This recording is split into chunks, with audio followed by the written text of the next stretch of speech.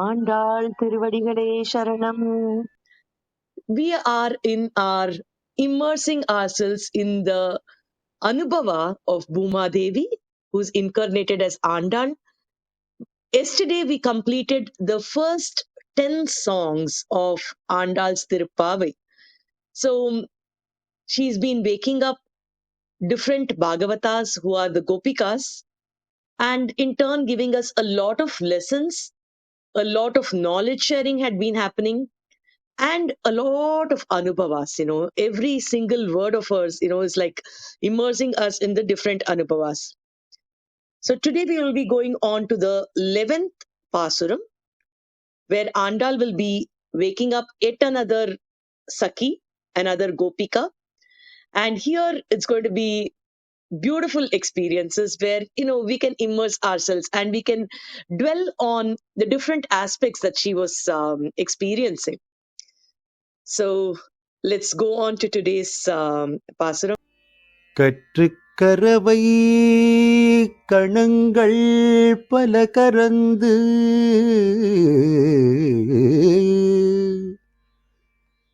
செற்றார் திரளழிய சென்று சிறு செய்யும்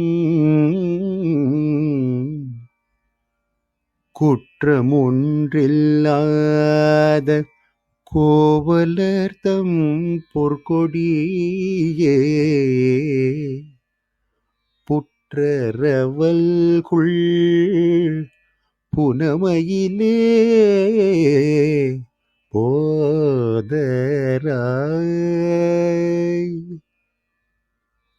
சுற்றத்து தோழிமா எல்லாரும் வந்து நின் முற்றம் புகுந்து முகில் வண்ணன் பாட சிற்றாதே பேசாதே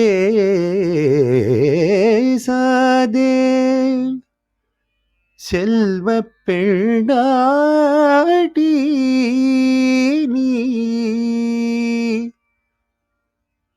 நீ எற்று குரங்கும் பொருளேலோர்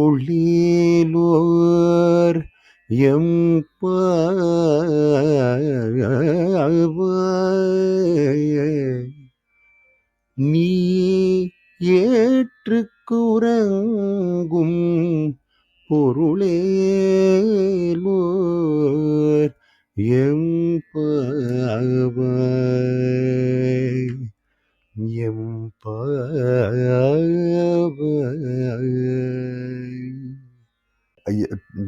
This five Sakhis we could understand.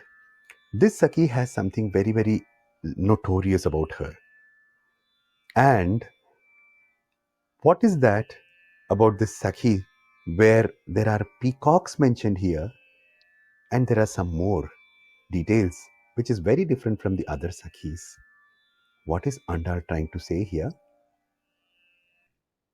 Yes, Sana, this is a very, very unique Paasuram. In fact, the first time I was looking at it, there were snakes, there were peacocks, cobras are mentioned. So, what is Andal telling us here? It's a very, very interesting revelation and a lot of inner meanings.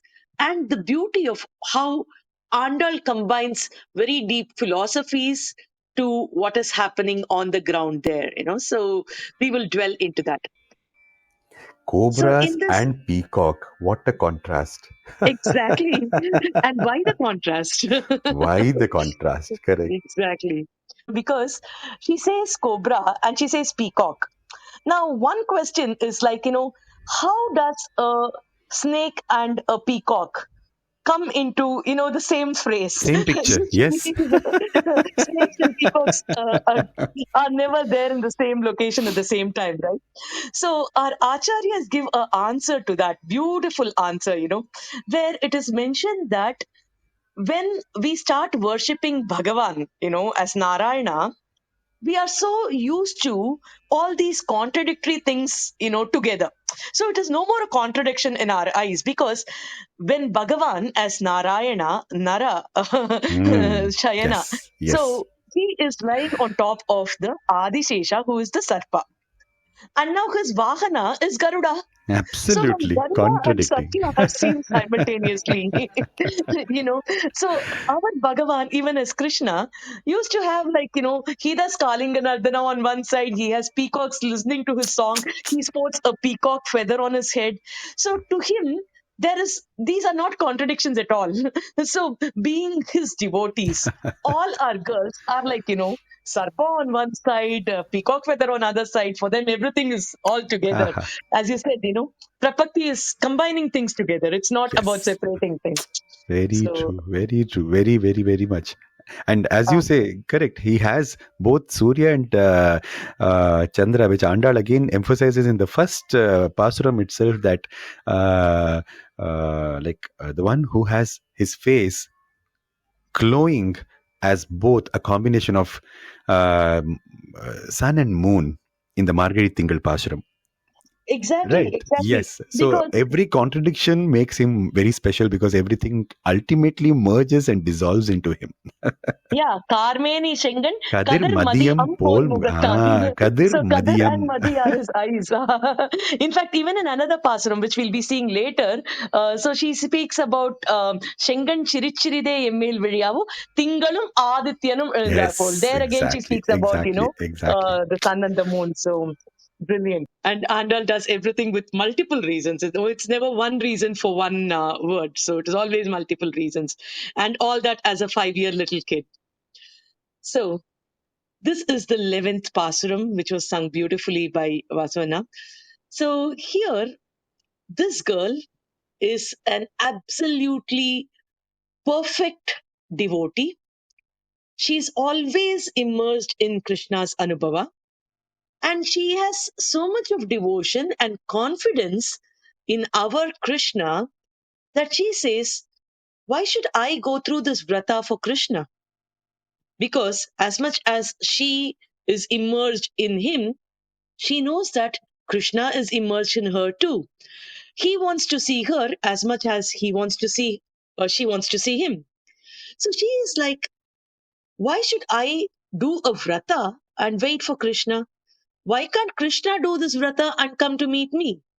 So that is her level of confidence, where she knows that if Bhagavan wants, he will ensure that he does whatever it takes to come and meet this particular girl. So think of a person in that kind of a devotion. In fact, I'm still to come out of yesterday's Anubhava. Yesterday was so beautiful, where the Saki who was inside was filled with Krishna's Anubhuti, where Andal and her friends who were standing outside are calling on her.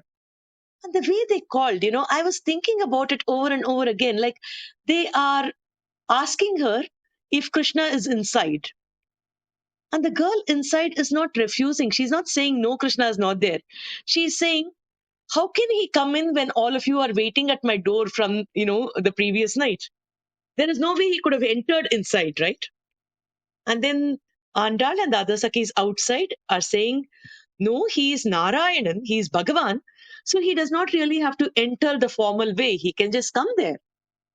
Which means they all know that they are speaking about the ultimate Bhagavan, but they're also expecting him to be with them like us, like normal people. They are expecting Bhagavan to spend time with her. So, what would be the greatness of that Gopika? What kind of an Anubhava is this? And the girl inside says, no, no, all of you are thinking that Krishna is here because of the fragrance of Tulasi. But the fragrance remains for a longer duration. So, which means Krishna has been there at least, some time back, even if it's not now. So, Bhagavan has been there, spent time with that girl. What kind of a bhakti bhava is this? And the girls go ahead to say that, that fragrance of Bhagavan can still be felt. The greatness of Tulasi is explored. All this was done in the previous Pasuram, where that girl was considered as an ornament. for the entire satsanga. Now, with that Anubhuti, that girl, that divine girl, has also joined the group. Now, all of them are coming to wake up this pure personification. She's a devotee who thinks that Bhagavan can have a vrata in order to meet her. What kind of a bhava is this? So, that is the kind of devotion exhibited by this particular Saki. Katra karavai kanangal palakarandu. So here, let's dwell into the overall meaning prior to going into the specifics.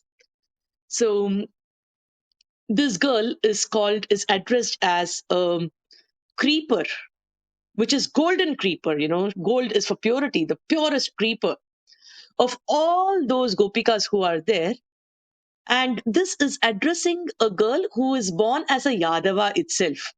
So the greatness of that clan, being born as the cowherd, is appreciated by Andal here because Bhagavan chose that. So what more can be superior, So you are born as a Yadava.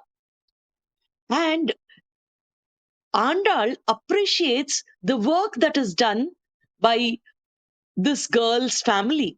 She says, they can milk even the strongest of the cows without any assistance and get the utmost milk from all the cows. And she speaks about the girl and the entire group of her family members, her lineage, as being blemishless in manovakayam, in their thoughts, words, and deeds. She says, you are a precious gem, you shine, and your beauty is like that of a peacock, and your waist are like that of the cobra's hood. It's shining, it's beautiful. And all your family and friends are now here standing at your corridor. They are in front of your house. And we are not just standing, we are singing the praise of our Lord, who is blue hued, like, this beautiful sky. Why are you not answering? Why are you not responding? You are so immersed in your trance. You are our precious gem. You are a beautiful gem of ours. Get up and come. So this is the outer meaning of the Paasuram. The outer meaning itself seems to be, so immersive. So let's go on to understanding the deeper inner meanings of what this Paasuram stands for.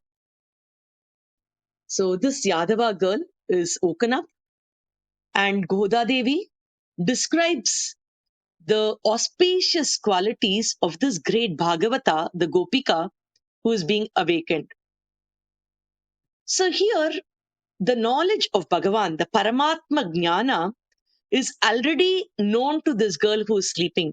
In fact, there are many acharyas who've interpreted this Gopika to be Andal's father, Vishnuchitta himself. Periyalvar himself is supposed to have been woken up by this Paasuram, is the interpretation of some of the acharyas. So that is the kind of importance given to this particular Saki, the Bhava. Now, this girl is so knowledgeable that she has got the jnana or the milk from the cows, right? So that is nothing but the jnana from the acharyas. She's consumed the jnana from the acharyas, and she's also done a lot of swadhyaya, because of which the knowledge of the Vedas and the Upanishads have illuminated this particular girl. Because our attachment to the acharya, our acharya bhakti and shraddha will give us such great experiences which can never be got by any other means. Now, when we look at Bhagavad Gita, the entire Bhagavad Gita happens, and Arjuna, after being convinced with all the answers which was given by Bhagavan, finally says, I am now going to do whatever you ask me to do, O Achyuta. So that was the last statement of Arjuna in Bhagavad Gita. 18th chapter, 73rd sloka, Arjuna says, Nashto mohasmritirlabdha tvatprasadanmayachyuta stitosmi gata sandehaha karishye vachanam tava. So I will do whatever you order me to do, O Achyuta. Because all my confusions have now gone off. I've got absolute clarity of what my next course of action should be. I am now standing with the Ghandiba, waiting for your orders. I will do whatever you ask me to do. So this is what Arjuna says. Here the very important word is that Tvat prasadat mayachuta. Because of your prasada, because of your blessings, because of whatever you offered to me, O Achyuta, I have gained this knowledge because Krishnam Vande Jagat Gurum. Arjuna accepted Krishna as his Acharya. In the second chapter, 7th sloka, Shishyasteham Shadi Mam Tvam Prapannam. Arjuna says, accept me as your Shishya and guide me with the right knowledge. So Bhagavan accepted Arjuna as a Shishya. The entire Gitopadesa was done. Here, as Krishna's Shishya, Arjuna offers his namaskaras to Bhagavan and says that because of your prasada, because of your blessings, I got a lot of clarity. I will obey your orders. Now, the next sloka is again with the same mindset, but this time by Sanjaya. All of us know that Bhagavad Gita has a conversation of Krishna and Arjuna on the one side. The other angle is Sanjaya demonstrating everything that happens because he was blessed with a vision to see what is happening in the war field and explaining it to Dhritarashtra. So he used this Divya Chakshush, this divine eyes, to see the visual of what's going on in the Kurukshetra. He explained it to Dhritarashtra. So the next sloka is by the brilliant Sanjaya, who was Vyasa Bhagavan's disciple. What does Sanjaya say?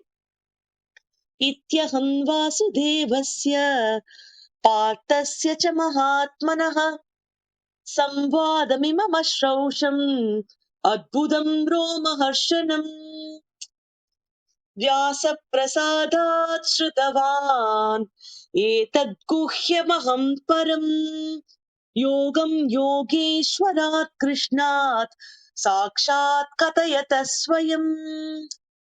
Now here, because he is the disciple of Vyasa Bhagavan, what does Sanjaya says? I got this great opportunity to listen to this divine samvada, divine conversation between Krishna and Arjuna. And the only reason I was blessed to receive this is because of Vyasa Prasada. My Acharya blessed me to have this divine vision. Therefore, this is a Guhya Tama. Guhya means secret. There are three categories, in Sanskritam, the way we define it is Guhya, Guhyatara, Guhyatama. A secret, a really deep secret, and the ultimate secret. The superlative is called as a Tama. Now, Sanjaya says, Etad Guhyatamam Param. This is the ultimate secret. But then I had the opportunity to listen even to this ultimate secret between Bhagavan himself, Yogo Yogeshwarat Krishna. That Yogeshwara Krishna was telling all this rahasya to the Mahatmana Partha. Partha, who's a Mahatma, because he's understood the truth of all what Krishna said. Therefore, he's become a Mahatma. But then I was able to listen to it. Why? The only reason was Vyasa Prasadat Shritavan. That Vyasa Bhagavan blessed me with this beautiful gift. Therefore, our Acharya's Kataksha is very, very important. And that is what Andal brings in here, saying that, this girl, this Saki who is sleeping inside, has completely got the jnana from the Acharyas. Therefore, she's understood the deep meanings of the Vedas and the Upanishads. Therefore, she's developed all these beautiful qualities. And this Acharyas, they will give us the entire knowledge provided we are the deserving Sishyas.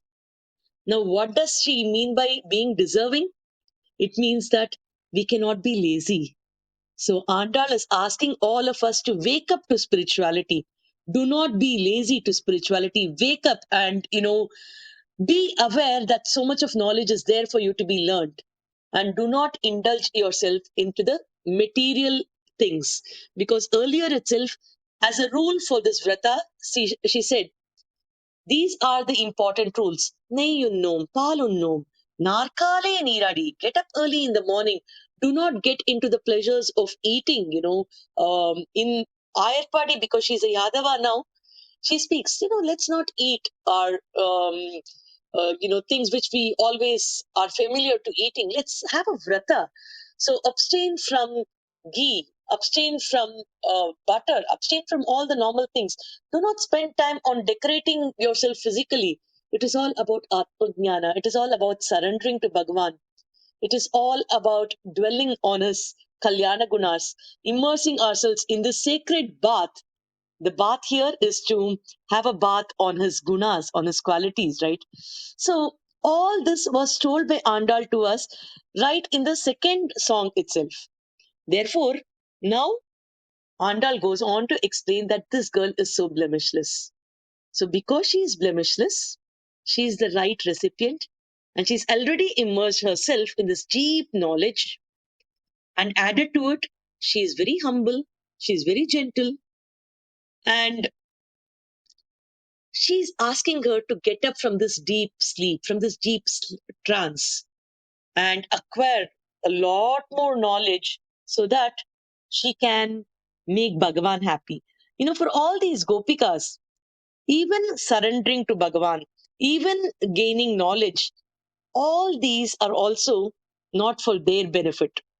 They want to gain knowledge, they want to offer all what they can, but that again is because they want Bhagavan to be happy. If I go surrender, Bhagavan is going to be happy. Therefore, let me surrender. If I go and sing his praises, he is going to be happy. Therefore, let me sing his praises. So even that happiness, oh, I recited this particular Paasuram and I felt so happy. That is not the way our Gopikas say. I recited this because Bhagavan will feel happy. I surrendered to Bhagavan because Bhagavan will feel happy. So anything and everything they do is for Bhagavat Prityartham and not for their happiness. My Acharya always used to give this example for this. Now, a mother wants to make some nice sweet. She personally likes, say, peda, the milk tooth peda she likes. But then her son is there. Her son is asking her to make jeera kesari. Now the mother thinks, okay, I felt like having a peda.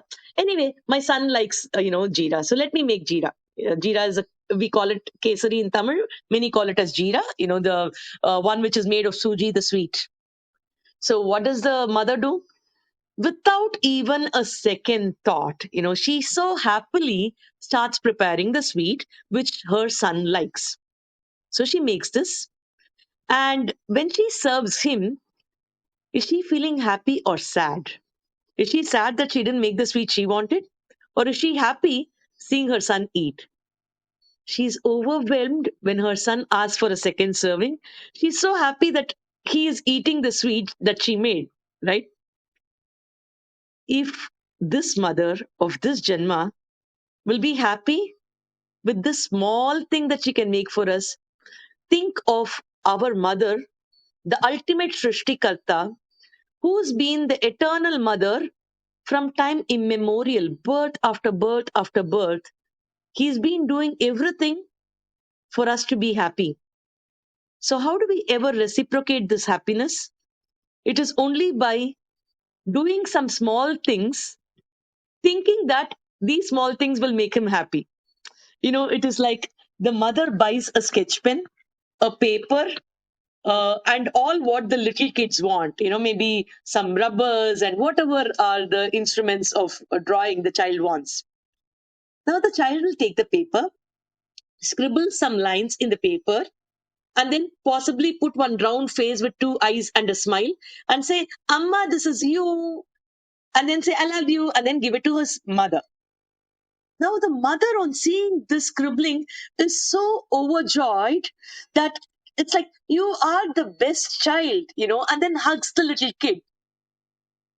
Now, is it because the mother cannot get this kind of a drawing, can't she use the pen and draw something even better? It is not that, but it is because she wants to encourage the child to become an artist. It is because she wants to channelize the kids artistic talent, that she wants the child to do more of it. And then she says, oh, you are such a beautiful artist, you are such a love.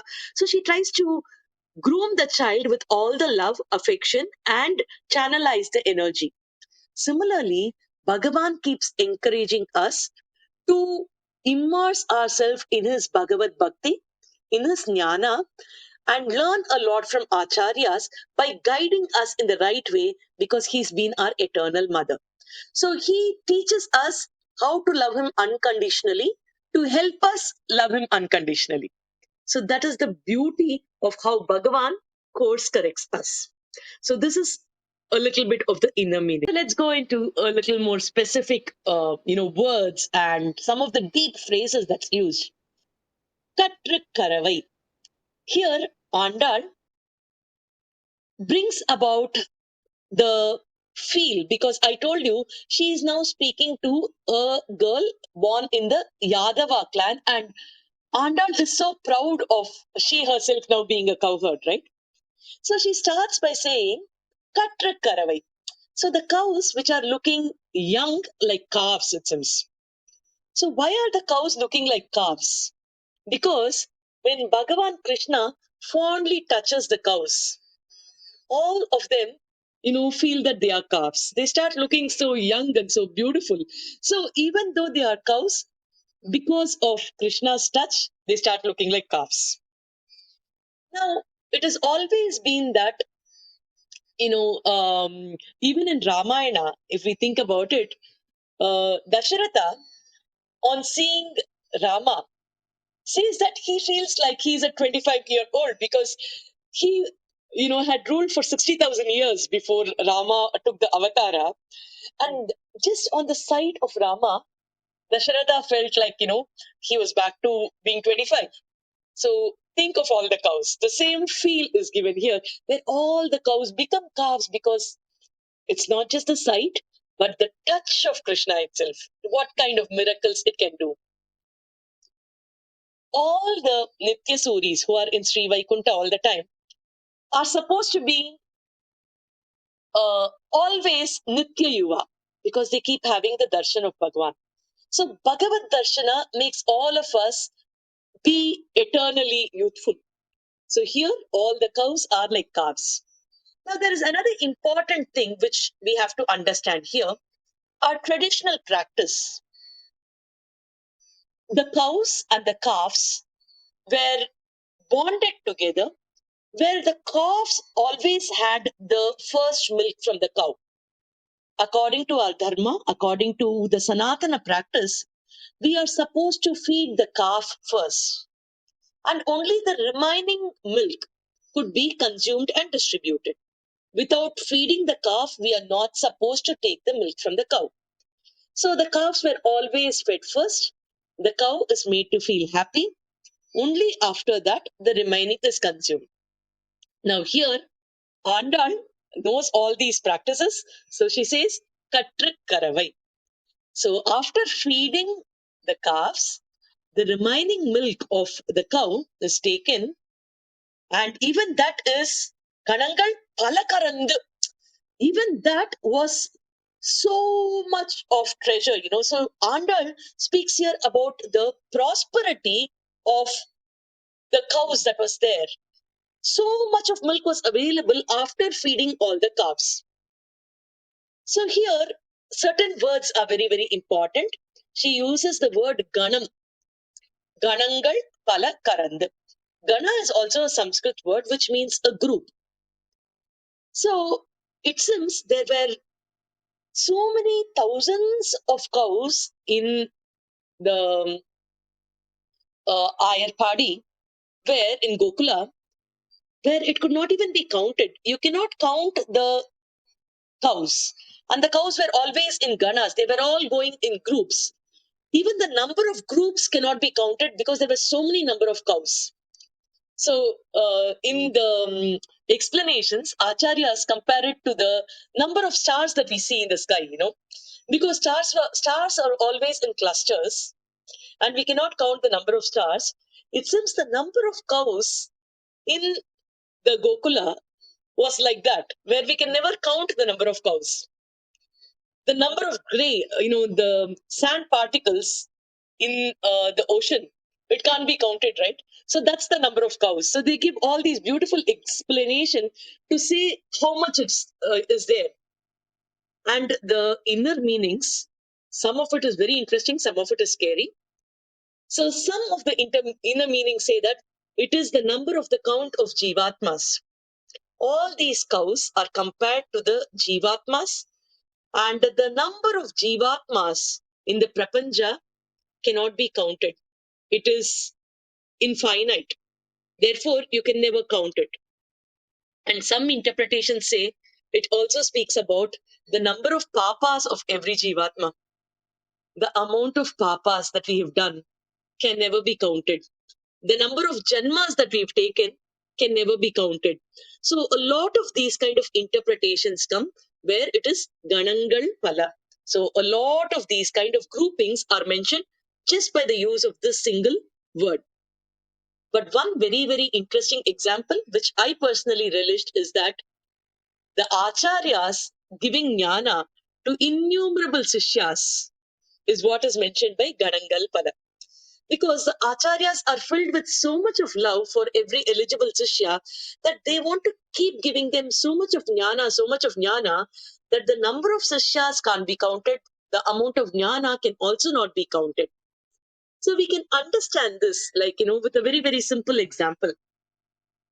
Suppose we have an apple in our hand. When we cut the apple, there are a lot of seeds inside the apple. Now, if we just leave it at that, it is of no benefit, right? So one person has the jnana, the apple is the jnana, and then they either have it, they consume it, or they don't, and then it goes off. But then when we cut and see the number of seeds inside, each of the seed can in turn produce a tree, which in turn can possibly produce several apples, and each of that apple will have a lot of seeds. Each of seed there again can create a lot many seeds, which in turn can have a lot of apples, which are in turn can have a lot of seeds. This becomes a huge cycle of knowledge transfer, where the seeds are the seed of knowledge, and the apple is the result, which again gives the seed of knowledge. And this cycle can continue. And that is what our Acharya Charvabhaumas have been doing for us. The Acharya Sarvabhauma, we say, because they give us the knowledge in such an unconditional manner, and we transfer the knowledge to others, who in turn transfer the knowledge to others. And this jnana dhana continues eternally, which helps our Sanatana Dharma to live all the time. So that is Ganangal Palakarande, So, irrespective of how much of knowledge is there, the Yadavas milked it completely, says Andal, where the right Sishya takes all efforts to get the best out of the Acharya's jnana, transfers it to others who in turn do the same, so that it is eternal prosperity. What a beautiful phrase, right? So here, the prosperity is shown, and very importantly, the skill of the milker. Now, this girl who's supposed to be sleeping inside, she belongs to the Yadava group, and her family is addressed as very, very skilled people in doing their swadharma. So they are supposed to be able to milk the cows very well. And why is Andal speaking of that? Because she says your swadharma is very, very important to you.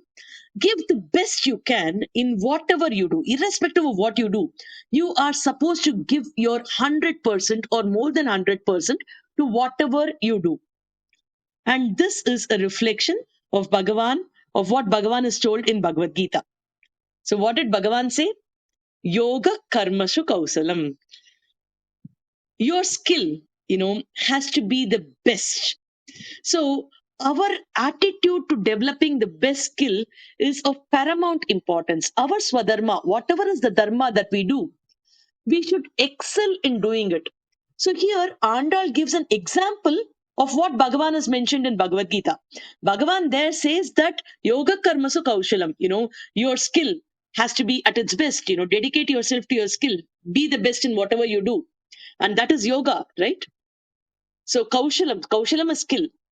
So being the best in whatever the karma you do is yoga.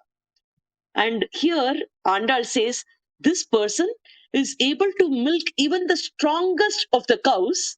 So he is really skilled in his swadharma, says Andal, to the family which belongs to the girl who is sleeping inside.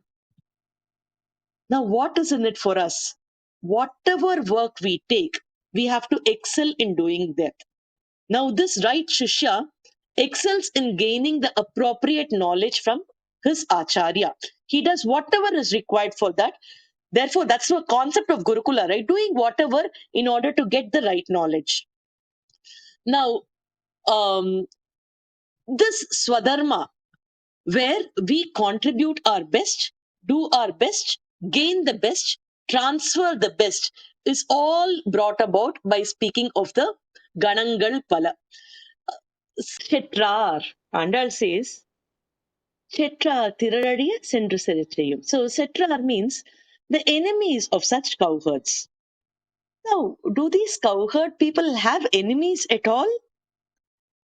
Now, the concept here is very, very interesting, because who are the enemies for these Gopas and Gopikas? Anybody who's an enemy of Bhagavan becomes their enemy. But does Bhagavan have any enemies at all? He is the creator of everything. He can't have any enemies. So who are Bhagavan's enemy?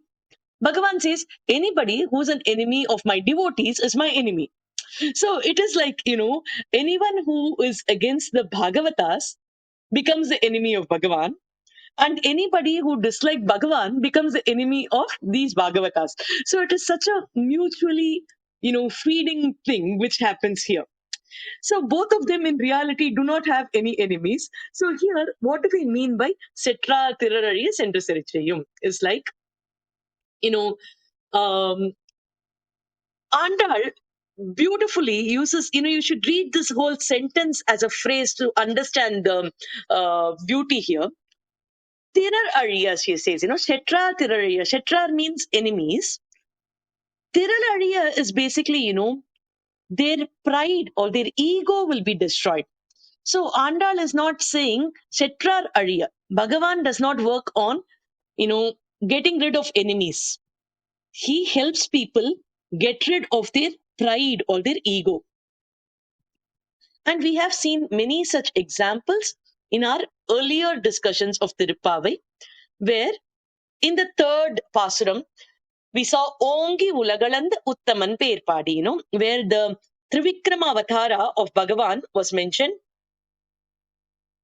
where the ego of Mahabali was actually destroyed, right? Because Bhagavan said he will protect Mahabali because he was Prahlada was his ancestor. Therefore, he protected Mahabali but helped him get rid of his ego. In so many other cases, also, we saw that the pride of the Asuras was actually destroyed. But they were actually given a Sadgati itself. Therefore, here, Tiral Adiya basically means that, the Mahabali avatar, when Bhagavan took the Trivikrama avatara, the Mahabali's ego was taken. And even to Duryodhana, remember all what Krishna did?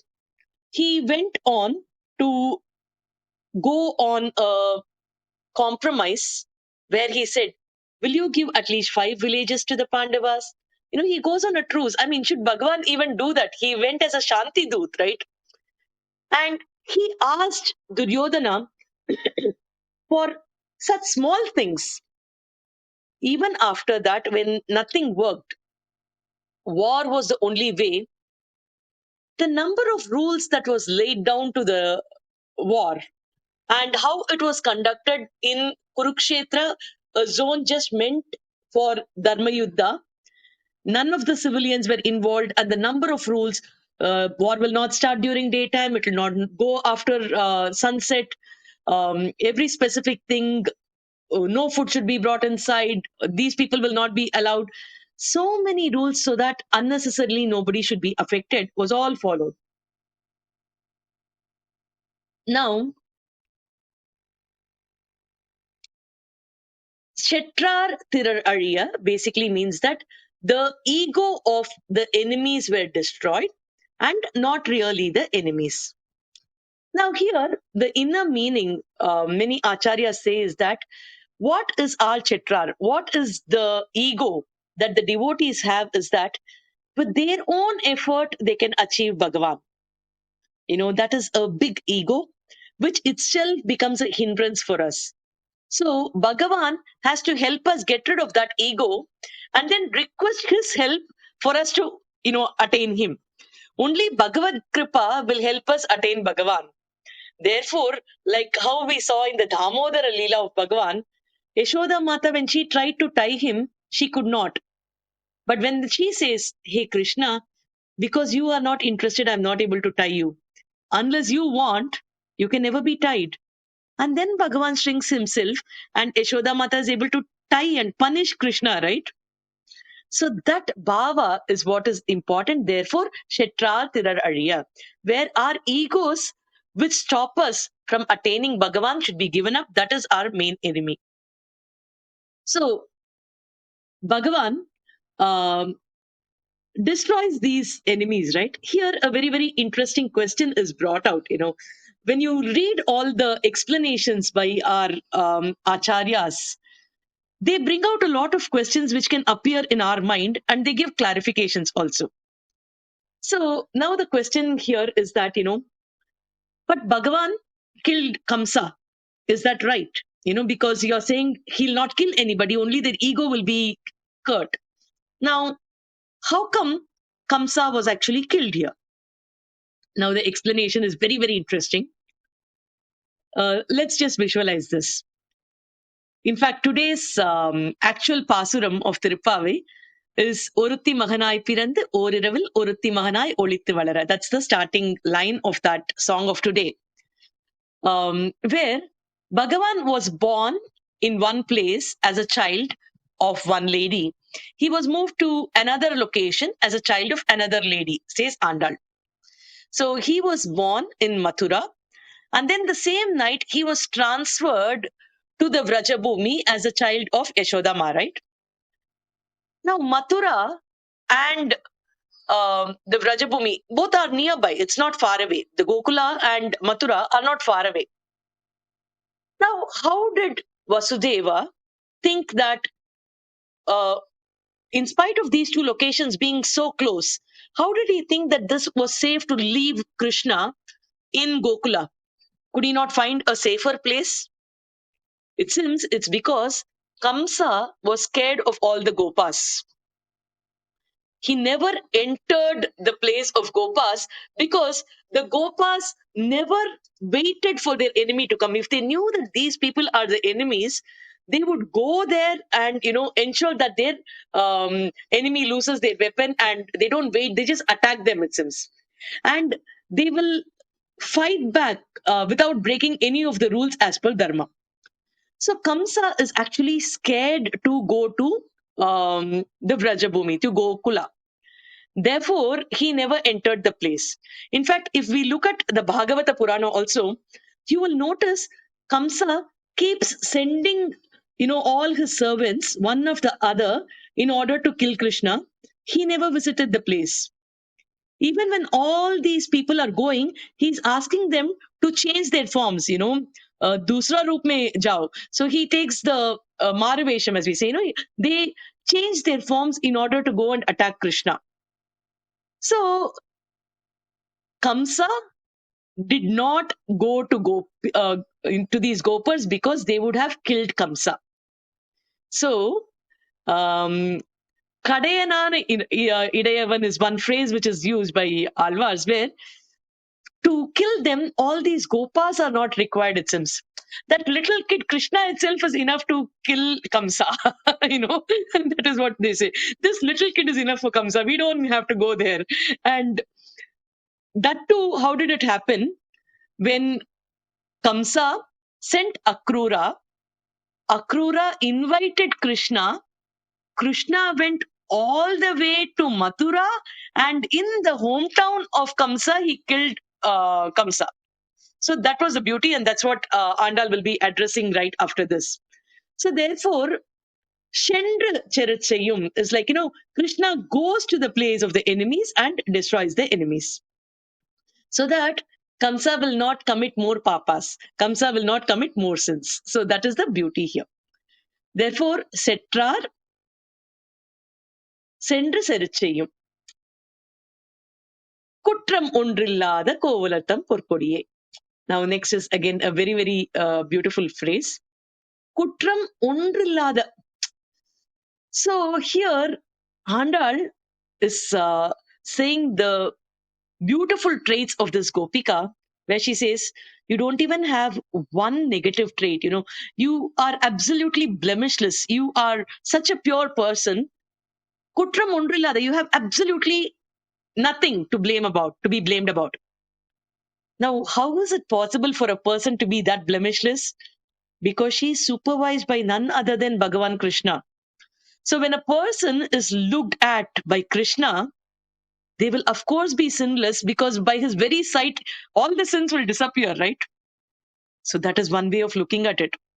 The other way of looking at it is Bhagavan is filled with so much of Vatsalya Bhava that even the mistakes that we do, any mistakes done by devotees, is looked at as virtues and not as mistakes. Our acharyas say this beautiful incident. Our Mata, Lakshmi Mata, is a personification of absolute karuna. Now, she will never be able to say anything wrong about her own children. All of us are her children, right? So she will never ever say anything wrong about us. A hypothetical situation is taken by Alvars in explaining how attached, how loving Bhagavan is to us. This will give us a feel of what's in store for us. So now let us assume this absolute Karunamayi Mata, who will never ever say anything negative about us, come what may. Suppose she complains to Bhagavan. It is a hypothetical situation. Suppose she tells Bhagavan, this devotee of yours, how can they do this kind of a mistake? I don't understand. Why would they do these mistakes? Suppose if Mata asks that kind of a question to Bhagavan, Bhagavan will instantly respond, in Adiyar, idai seyyar. My devotees will never do these mistakes. That will be the instant reaction of Bhagavan, even without asking, what is the mistake? Is it true? Hey, Mata, you yourself are telling, let me think about it. None of these discussions happen. The moment Mata starts with your devotee and then says something like mistake, it's an oxymoron. It can never happen. So Bhagavan instantly says, my devotee does not make any mistakes. And then there is an extension of the statement. Seidare andril. Okay, let us think that even if he's done some mistake, Nandre Seidar, I will ensure that they've done the right things. Even if something like that has happened, it is the right thing to happen. What kind of a couple is this? The Divya Dampatis, they are here to just keep blessing us, do the right things, do the right things, and do the right things. Now, proof of this can be seen in our Adi Kavyam. Maharishi Valmiki is now walking in the Nadi Tira, Tamasa Nadi Tira. He's seeing two beautiful birds, two Krauncha Pakshis. He's admiring their beauty. They are in a very, very intimate relationship at that point of time. The river is here. There's a beautiful, pleasant breeze. He's gone there for his morning rituals. So his mind is, in such a pure sattvic bhava, enjoying the Mother Nature. So, as he's admiring these two birds, a hunter kills one of the two birds. One bird falls down dead. It's now filled with blood. The other bird starts crying, seeing her, other bird dead. So, seeing this kind of a situation, Maharishi Valmiki very quickly utters a shapa to the hunter. So he says, you hunter, you have killed one of the two pakshis. So you will never have happiness in this Janma. And it is a curse which automatically came from Valmiki's mouth. So, how is this related to what we are talking now? This is actually a curse which was uttered by Valmiki, right? But what did Bhagavan say just now? He said, whatever happens, you know, they will never make a mistake. Even if they do a mistake, it means they have done something which is very nice, which is, really valid and true. So here, Valmiki Maharishi's curse, which happened, actually became a boon itself. So what did Valmiki Maharishi say? Manishada pratishtam tvam agama shashwati sama yet kraunchadi punadekam avadi kama mohitam. This was the curse which Valmiki Maharishi gave. Ma nishada pratishtam tvam. So, hey Nishada, hey hunter, you will never have happiness. Ma, you will never, have happiness. So he uttered this as a curse. Now, what happened is he was like, he's having complete control over his senses. His Indriya Nigraha is, up to the mark. He's a Maharishi. How did such a curse come out of his words? He's wondering how this happened. He's not able to focus on anything else because he's not a person who can just curse somebody like this.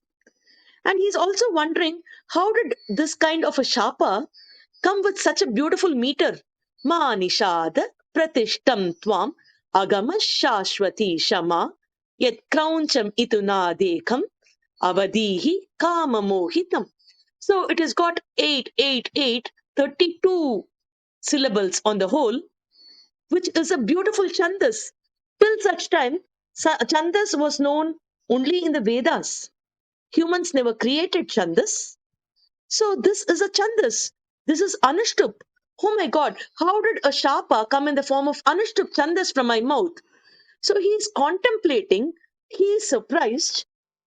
Then Bhagavan Brahma visits Valmiki Maharishi's ashrama and says that this is such a Mangala sloka that you uttered.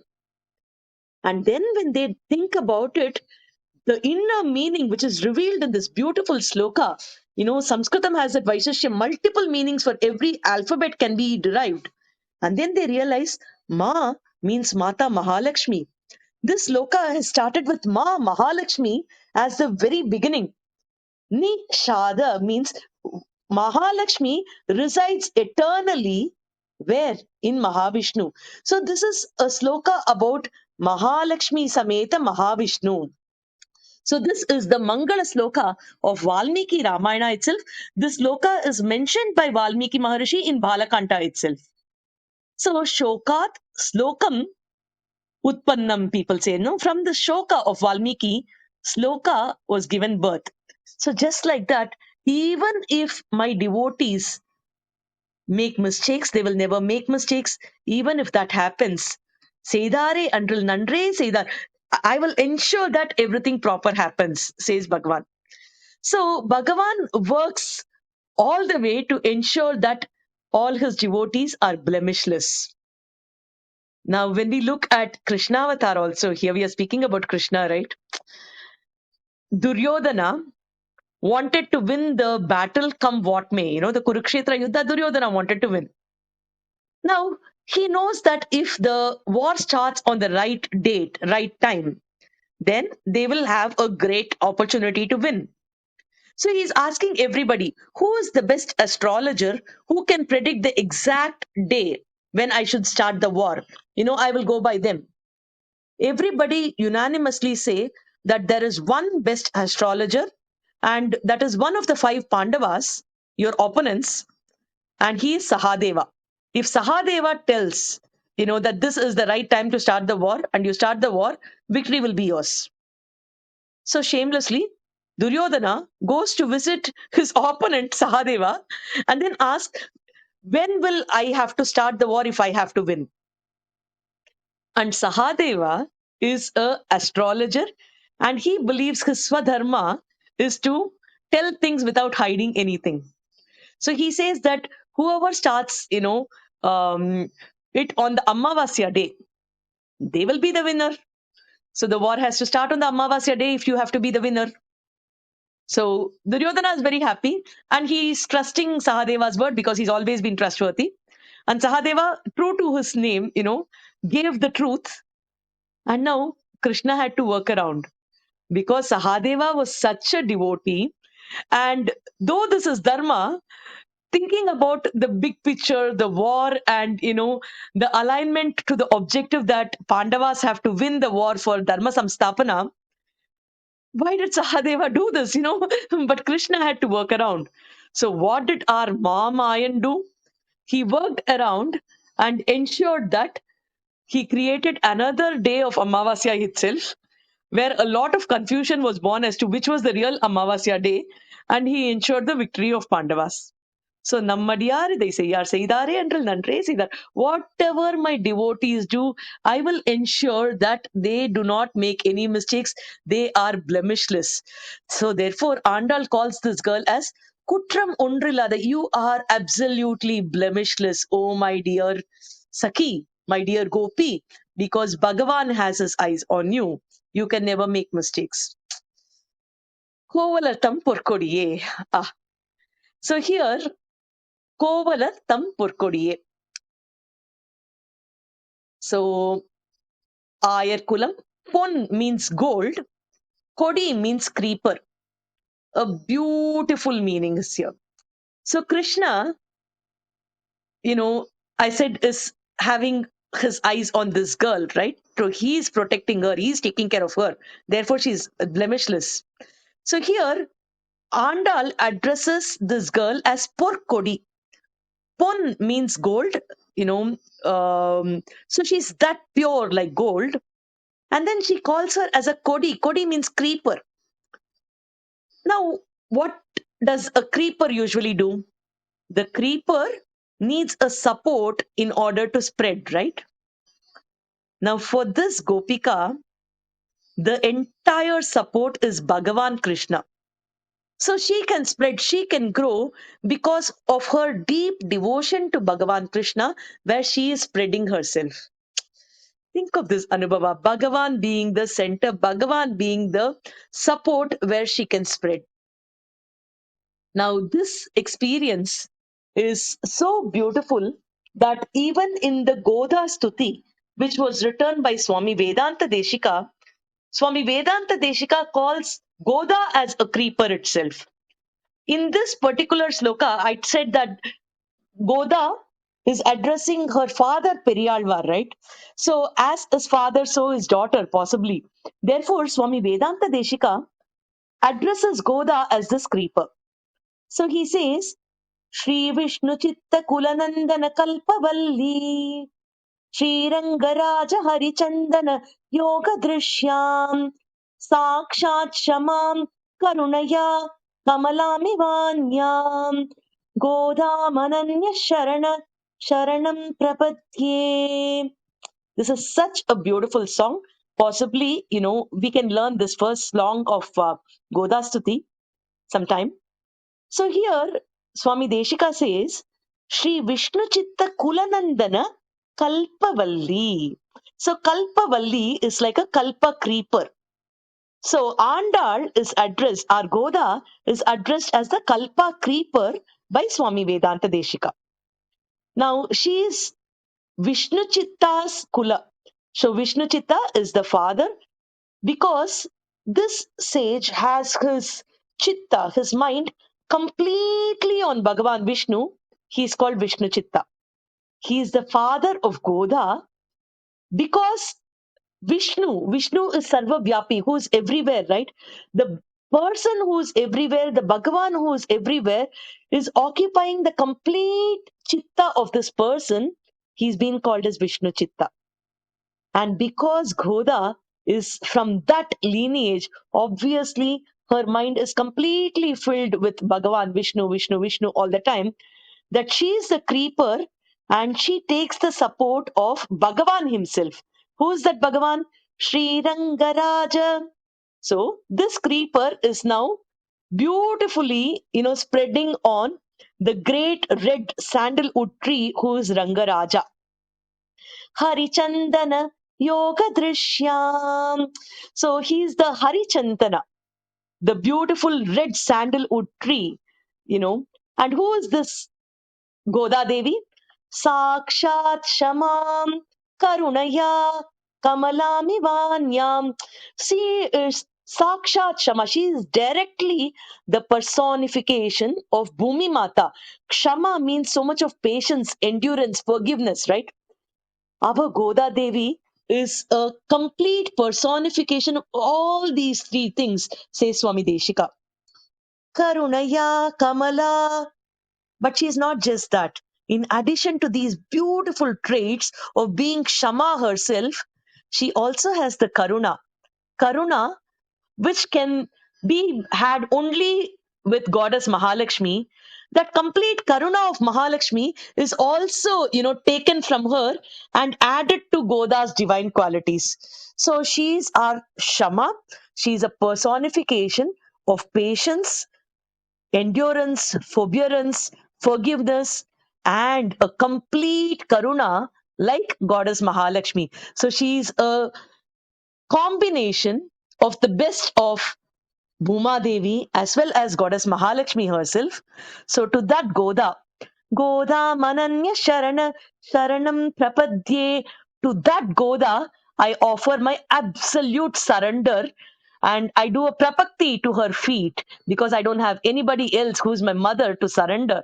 Goda is our mother. She's Bhuma Devi, who has the qualities of Mahalakshmi and Bhuma Devi. I surrender to her, says Swami Vedanta Deshika. And this Goda is like this beautiful creeper whose kalpa vriksha, we know will give everything that we ask for, right? Now, Goda is that kind of a kalpaka vriksha. She will give us anything, whatever we ask.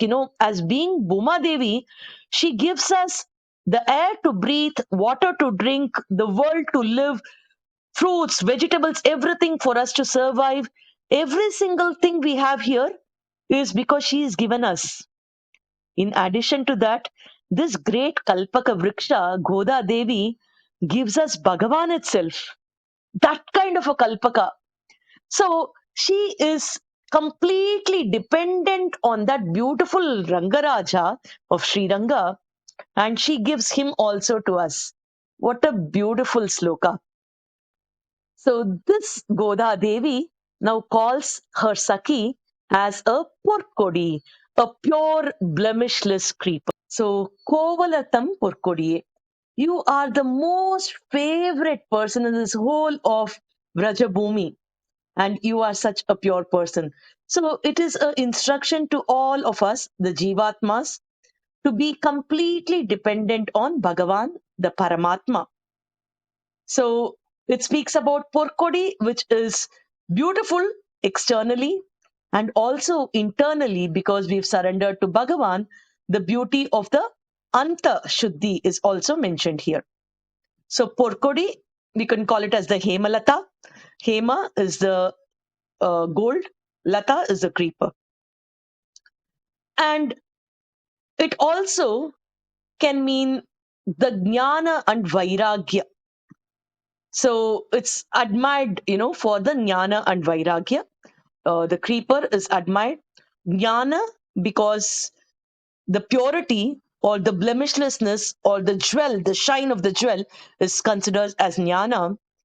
And surrendering or completely relying on Bhagavan's support and nothing else is the Vairagya, where we cling on to Bhagavan, leaving aside everything else is considered as Vairagya.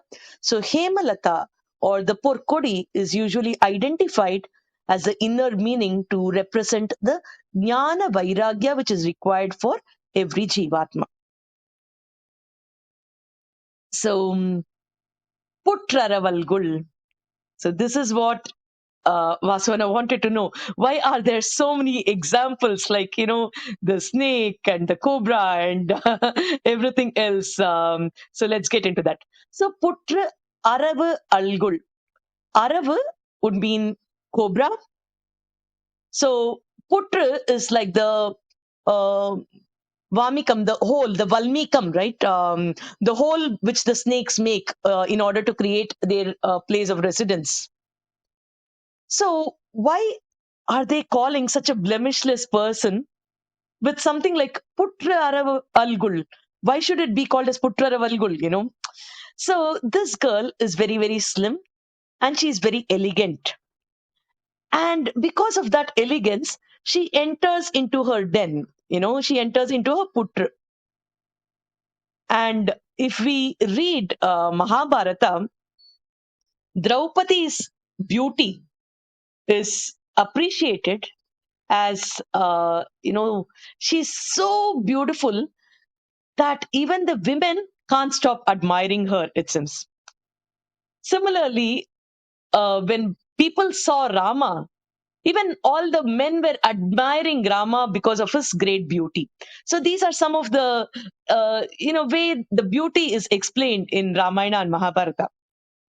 Similarly, this girl is so beautiful that she's full of tejas, that the girls outside are admiring this girl who is sleeping inside. So here, Putraravalgul or the anthill is supposed to explain how beautiful, how slim, and how nice this girl is, as if a snake is entering into its den. So this waist, this beauty of the girl, has a excellent swapadesha where whenever a cobra has to enter its anthill, it has to narrow itself down. It has to make itself much smaller. Only then it can enter into the hole. Because if the hole is big, then anybody can enter, right? So it will create the hole to be small enough. It will narrow itself before entering into the hole. And now that reducing ourselves, that shrinking ourselves is compared to the humility. That kind of a humility has to be exhibited by every jivatma. Therefore, Andal says this girl has that kind of humility. Whenever she sees other devotees, other acharyas, other people who are completely devoting their life to the service of Bhagavan, she becomes absolutely humble. Therefore, she is like the cobra which enters the hole. She's not standardizing it as cobra. So she's saying she's like the cobra which enters into the hole. At that time, the way it shrinks, right? Similar to that is her humility, which is exhibited to all the devotees. And immediately they say, Punamaile Podarai. Punamaile means, Mail means peacock. Punamaile refers to the beautiful feather of the peacock, where, the plait, the hair of this girl seems to be so beautifully plaited that it resembles the feathers of the peacock. Now imagine the peacock dancing happily, it is in such a bliss. So when will the peacock be so happy, or when will this peacock be so happy? Because she is in the Bhagavad Anubhuti. Krishna is there. What kind of happiness will this girl be having? So she is so happy. She is dancing like the peacock, that her beautiful hair, the beautiful tail feathers of the peacock, is what comes to the mind of these girls when they see the beautiful locks of her hair. And it is so attractive to these gopikas as well as to Krishna, it seems. So this is, you know, understood as the Parama Bhakti, the absolute devotion that this girl has, that Bhagavan is ready to keep her even on top of his head, like the Punamail, like the peacock feather which he holds on his head. So that kind of the absolute bhakti is there in this particular devotee. Podarai. So these girls say, you don't have to help us with Krishna. But they feel that this girl itself is Krishna, because she's so immersed in Krishna Anubhava. You just walk a few steps with us. We want to see you walk. That itself will give us so much of satisfaction. So it's like when Bhagavan went to, as Sri Rama, he went to Dandakaranyam, his walk is explained. Sri Rama's walk is so beautiful that people can admire the way he walked. In Kambaramayana, it is mentioned when people see his hand, they will just keep staring at his hand. When people saw Rama's feet, they will keep looking only at his feet. If people looked at his eyes, they can't go beyond their eyes. Tol kandar, tole kandar, tal kandar, kamala kandar, kanne kandar. So it's like wherever people look, they will just be looking at that particular avayava of Bhagavan. They can't go beyond it. Similarly, you please walk. We at least want to see you walk, because they are now considering this girl itself as Bhagavan Krishna, that they want to see her in the place of Krishna because she's so immersed in Bhagavan's bhakti. Um, okay, so Sutratta Torimar Ellarum. Now the girl is asking, so is everybody there? Should I come out? So she is not willing to come out because she believes, I don't have to do these vratas. Krishna will do the vrata to see me. So she's asking, has everybody come? And now Andal and the other girls from outside are saying, all the girls are here. They are your friends, they are your relatives. Everybody is come, and they all are doing not with any selfish motive. They are doing because it will give happiness to Bhagavan. Sutrattu Thorimar Ellarum, everybody is come. Ellarum Vandu. Everybody is come here, and நீ முற்றும் புகுந்து, நின் முற்றும் புகுந்து, where everybody is, they all are waiting in front of your door. They are in that veranda, they are waiting in your house. Why is Andal mentioning nin muttrum pugundu? It's obvious, right, that they all are standing outside because they are knocking the door. They have to be outside. Why is Andal mentioning this so specifically? Andal does not mention any word without a meaning, right? So she has a very, very important reason where nin muttram pugundu is like the entrance of her house. It seems is a favorite place for Krishna. Krishna always comes there and he plays. And whenever he knows that all of us are going here, it seems Krishna will immediately join. And Krishna will come there, stand, be with them, spend time happily. He will smile naughtily. So that place has become such a favorite place for Krishna. Therefore, it has become a favorite place for all the Gopikas. And when it is a favorite place for Krishnas and Gopikas, of course, it is a favorite place of this girl itself. So, this particular front yard, is compared to the Sri Vaikuntham itself, where Bhagavan along with Bhaktas have the best blissful time. So they say, we are all in front of your house in that Muttram, which is the favorite location for Krishna, for all of us, and of course for you, because it's your Muttram. So all of us are standing there. Come out fast. So this is compared by our acharyas to Vibhishana Sharanagati in Valmiki Ramayana, where Vibhishana came to, see Rama. And when that was announced to Bhagavan Rama, Valmiki Maharishi uses the phrase saying, Vibhishana came to Rama, instead of saying he went from Lanka. Because Lanka is the original location of Vibhishana. Usually, when we say something like that, saying Vibhishana has come, we would use the phrase like, from Lanka, he's come here, or something like that. But then Valmiki phrases it as he's come to see Rama. So why did he use that? Usually their place of origin is what is supposed to be mentioned, right? It seems the natural place, the native place for Vibhishana is actually Rama.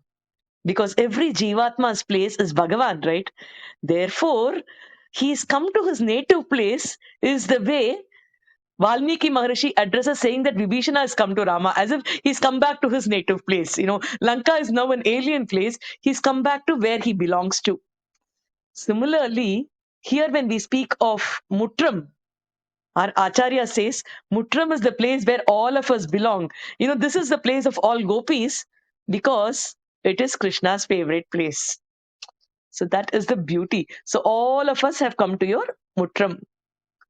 Mugil Vannan Perpada.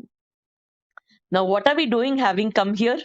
We are singing the Bhagavan Nama, the Namas of that beautiful Krishna who has this complexion of, the sky, the Mugil Vannan, he has this beautiful complexion. The blue sky is there, the beautiful clouds are there. The moment we think of all this, we start thinking of Krishna. The sky reminds us of the vastness. He is the omnipresent Bhagavan. He is occupying everything there. He's occupying every single part of this entire universe, entire cosmos, entire Brahmandas.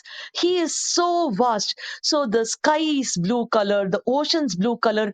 Anything that's blue represents vastness. And this cloud, the darkness of the cloud, always reminds us of Bhagavan because he is filled with so much of Karuna. The cloud is filled with so much of water before it starts raining. And that's when the white cloud becomes dark in color. Why does it become dark? Because it contains water. Soon as it rains, the color of the cloud will change from dark to being white in color, right? Only when there is so much of water in the cloud is dark in color. After it exhausts all the water, it's now going to turn back to being white.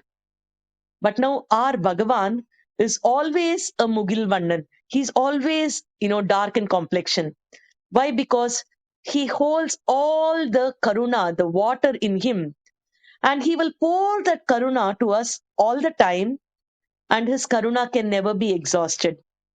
He keeps pouring it, pouring it, pouring it, and we get drenched in his karuna, we get drenched in his gunas, we get drenched in the Bhagavad Anubhava, and it can never be exhausted. Yeah, we are completely drenched in his karuna, and this is eternal. It is happening all the time, because Bhagavan is always in the form of a Mugil Vannan for us.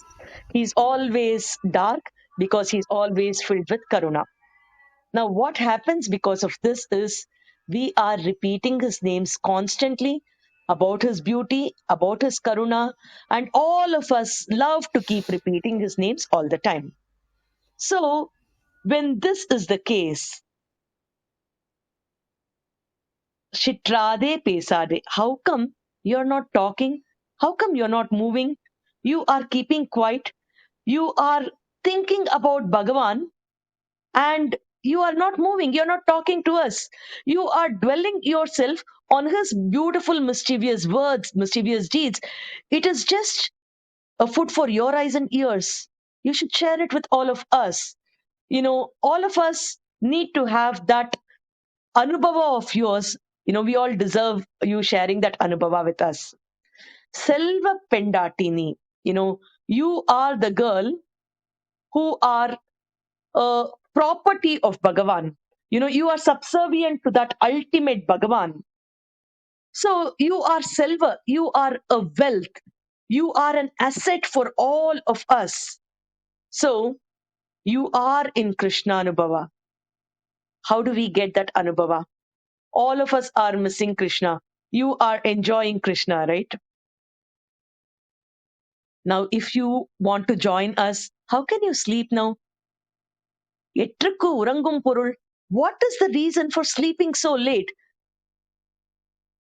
Is there any use in lying down there? Is there any reason why you're not joining us? Why are you delaying? So think of all what we want. All of us are so anxious to go and enjoy Krishna. So you please come, you please join us. All of us can go and enjoy Krishna together.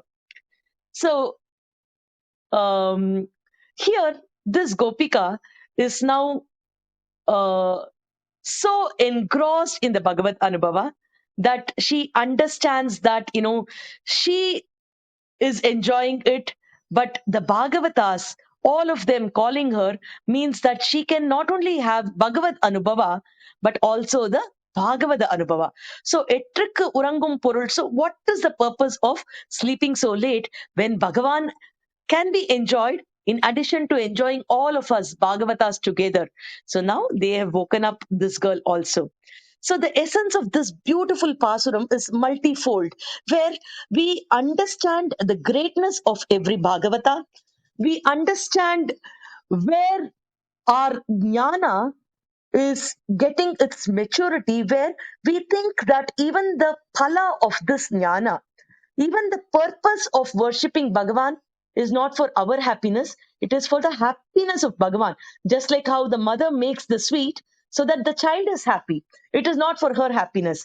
Similarly, the devotion that we show to Bhagavan, the surrender that we do to Bhagavan, even that is with the reason that Bhagavan has to be happy, and not it is not for us to be happy. And the jnana vairagya is very important, like the porkodi that we understood. And we also understood that, our swadharma is very important. Yoga karma kaushalam, where whatever we do, we have to gain expertise. Anything in which we excel, anything which is perfect, is a form of divinity. And Bhagavan becomes whatever is perfect in us. So he wants us to enhance our qualities, enhance our skills, so that we would do something so perfectly that Bhagavan will enjoy it. He wants us to be groomed in the right direction. So he will help us succeed in, getting there. Putra Aravu Algul. So Putra is the anthill. So Putra Aravu Algul, she means the anthill where, the humility of this girl is mentioned, where the cobras actually reduce themselves before entering into the hole. Therefore, like that, whenever we see devotees, whenever we see Bhagavan, whenever we are in association in a satsanga, our humility should be there. And this girl has the humility. This girl has all the qualities required for a proper Sishya. So the Acharyas will pour out all what they know, all what they have, just like how the cows give all the milk. After feeding the calf, it has so much of milk to give to everyone. There are countless number of cows, but the milk from that is plenty. Similarly, there are countless jivatmas who need knowledge, and our acharyas are, so happy to share their knowledge with everyone who deserves gaining the knowledge. So we have to develop our ability to gain so much of knowledge, and which is done by Bhagavad Kripa. So we have to keep repeating the names of Bhagavan. And once we are such a devotee of Bhagavan, he will ensure that we become pure. He will ensure that we become eligible. And he believes that his devotees will never make mistakes. And even if we make mistakes, he will ensure that we stay corrected. And we have to rely on him as a support, just like how Andal is a Kodi and Bhagavan is her support. All of us should start relying on Bhagavan to help us purify ourselves, while at the same time we do swadhyaya to get our things straight, because that is also going to make Bhagavan very, very happy. Andal Tiruvadigalе Sharanam.